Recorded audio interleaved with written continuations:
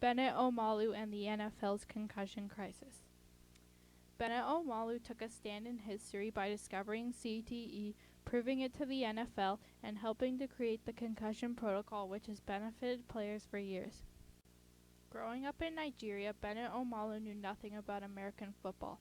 He didn't watch games, he didn't know the teams, he didn't know the rules, and most certainly didn't know the toll that players took when playing in this difficult game. Bennet Omalu Omalu was born in Anambra State, southeast Nigeria on September of 1968, during the time of the Nigerian Civil War. The ongoing war caused the family of 7 children to have to evacuate their gated village, leaving everything behind in order to protect themselves from the battle. But soon the family was able to go back and resume their lives. Omalu was one of 7 children raised by a seamstress and an engineer. He grew up as a shy but educated child. At the age of 12, Omalu was admitted to the federal government college in Enugu, or high school, and dreamed of being a pilot. But at the age of 15, Omalu began medical school at the University of Nigeria.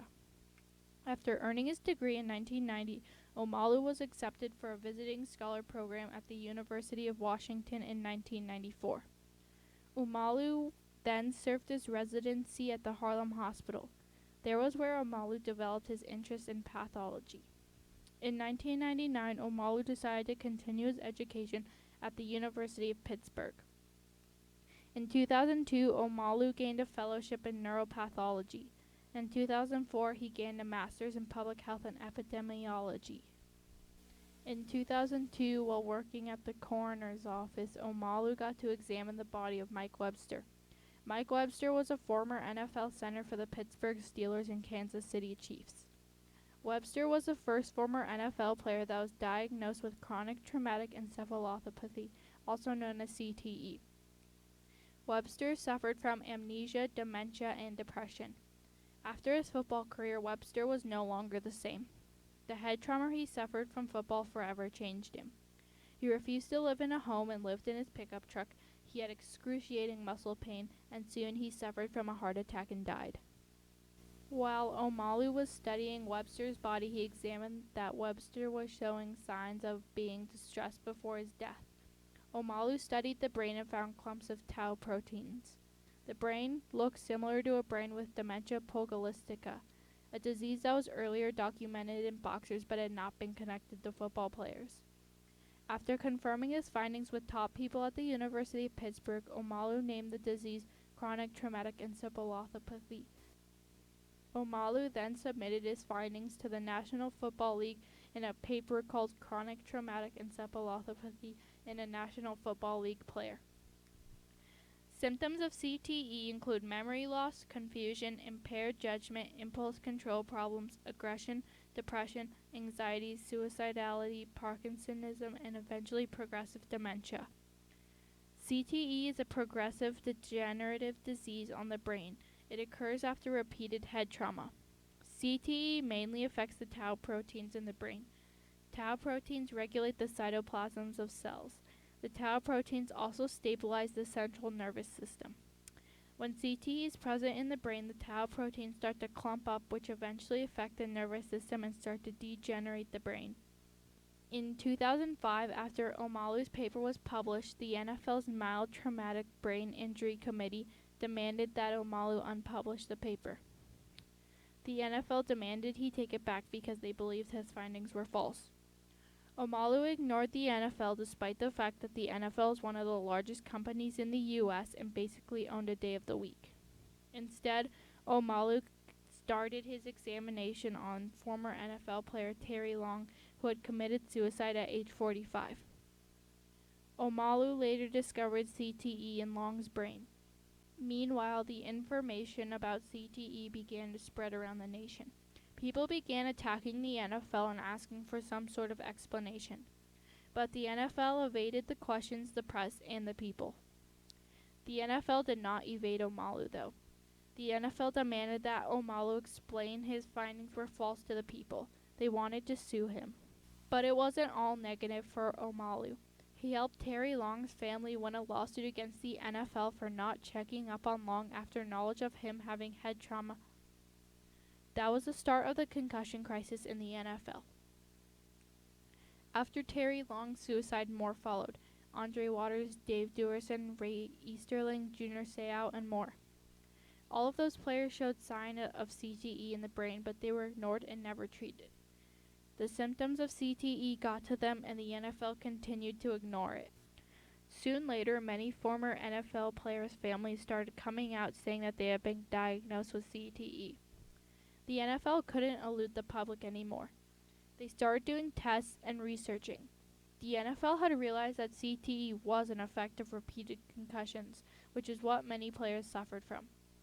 They brought Omalu back in and had him run tests. The NFL finally listened to Omalu and his findings. With their newfound information, the NFL knew that they couldn't continue to let players suffer repeated blows to the head and not do anything about it. So in 2006, the National Football League introduced what is known today as the concussion protocol. The concussion protocol in the NFL was made to keep players out of the game until they were healed and healthy enough to come back and play. It was made to limit the amount of concussions and later on limit the amount of players with CTE. Along with the concussion protocol, the NFL made the return to play protocol, which decides whether a player is healthy enough to come back to playing or not. The concussion protocol is enforced when a player has been hit alarmingly hard in the head or is showing signs of a concussion. The return to play protocol is enforced after a player has been diagnosed with a concussion and think they are healthy enough to return to playing. After the protocols made, the NFL knew that just the protocols wouldn't be enough to end the high amount of concussions in football. They knew they had to create something else to limit concussions. So the NFL's Head, Neck, and Spine Committee changed the places where players were allowed to hit other players. Helmet-to-helmet hits, for example, were made illegal. With these new rules, the NFL hoped that they could soon limit the amount of concussions. Omalu continued to support the NFL in the making of these protocols and rules. Since Omalu knew absolutely nothing about football, it was very difficult for him to help make viable protocols and rules that both the NFL, the players, and the fans would agree with. Eventually, the NFL and Omalu came up with rules and protocols that would hopefully limit the concussions and CTE later on in life. The concussion protocol, the return to play protocol, and rules on where hitting were legal and not were now introduced. Everything seemed to be good for the NFL. But in 2012, former NFL linebacker Junior Seau was found dead in his apartment with a single self-inflicted gunshot wound to the chest. For the NFL, it was just a former player's loss to a battle of depression, but for the fans, it was so much more. Seau's suicide really brought CTE into the light. After realizing that a few concussions in your career could later in life lead to something like this, scared a lot of the players. It made the NFL, the players, and the fans more cautious about their lives and their bodies. It made coaches, teams, and players check the way they play and the safety of themselves and their fellow players. CTE became a bigger topic that people actually listened to and they watched out for. Bennet Omalu was praised for his work even more now. He was deemed a hero. He even had a movie made about him. Because of Omalu, the number of concussions in the NFL had been limited and playing is now safer than before. Bennet Omalu took a stand in history because he saved lives. He discovered a disease that was unknown and he brought it to the attention. He took a stand against the NFL and the people who denied his findings. Omalu believed in himself and his work, and because of that, he has saved lives. Bennet Omalu has changed lives everywhere and will leave a long-lasting effect on the NFL and the players. Omalu solved the NFL's concussion crisis.